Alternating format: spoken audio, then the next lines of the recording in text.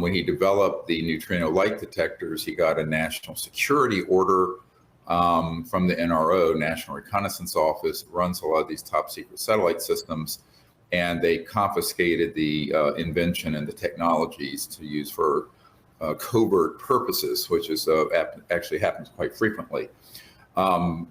That story is, been confirmed by a number of people since then, such as the man who recently came forward out of the Technology Management Office in the Pentagon regarding systems that were on satellites that could target and did target during the Iraq War a certain volume of space, and they could switch on the satellite and the aircraft in that zone, once we cleared our own aircraft out, would fall out of the sky like rocks and crash. And in fact, that's how most of Saddam Hussein's Air Force was destroyed, according to this source inside the Pentagon, who had baseline clearance across about 18 of these top secret unacknowledged special access projects.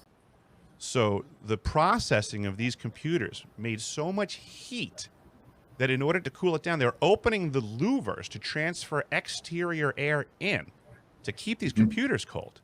People really, think about that. This is a building it's sometimes minus 80 degrees outside. To think that you need that type of cooling capacity, and that was what my job was to make sure this building wasn't overheating in the middle of winter at the South Pole.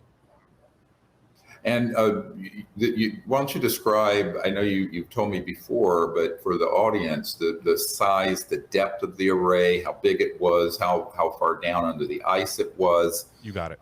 Et cetera.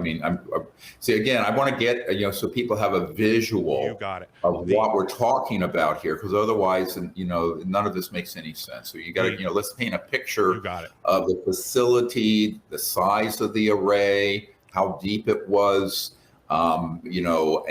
Was it operational when you got there? Was it operational later? All that detail. You got it. So first and foremost, the central facility where all the processing happens is sitting atop the ice at South Pole Station, which is 10,300 feet actual elevation.